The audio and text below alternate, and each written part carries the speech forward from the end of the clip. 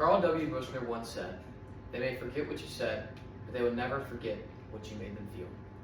Today I will be describing my best speech, my worst public speaking experience, and how I would rank myself as a speaker 1 through 10. When deciding what my best speech was, I wanted to think about an emotionally appealing speech. Being the ripe age of 17, my public speaking experiences are pretty much packed into the last few months. So this decision was not particularly difficult to make. Considering those things, I decided the best speech I've ever delivered was this past May, when I had the honor of presenting my father with his 100th career win for varsity basketball at my school's athletic banquet. This speech entailed the history of my dad's coaching career. I included information about how I've been with him through it all. Whether it was a Saturday practice watching him coach his team, to now a Saturday practice him coaching me this season. The reason I feel this speech was so good was because it was something I really do care about. And I feel that when you have a connection with the topic, the words just flow right out. It's easy to speak about. The emotional appeal to the speech also contributed to the success of it. When I'm talking about something that is a big part of my life, the audience can feel how happy I am. It evokes tender emotions within the listener. I also feel I learned from my worst public speaking experiences that occurred a few weeks prior to my piece on my father, which definitely improved it. The worst experience was for certain the Q&A I did in front of my entire school while running for president.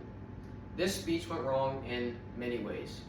For starters, I prepared each question in advance, and I had a lot to say that I wanted the students to hear. 2 of the questions were extremely similar, and when the other 3 candidates and I drew from a small envelope, seconds before heading out on stage, with just my luck, I got both of those questions.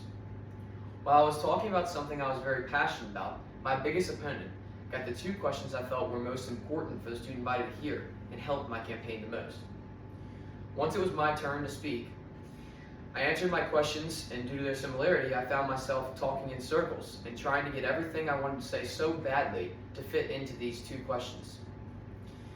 Because of this, I feel the audience could see I was reeling a bit, and my stage presence became less confident. There will always be ups and downs in public speaking, but practice makes perfect, and you must be able to learn from your mistakes. Even my worst public speaking experience helped me.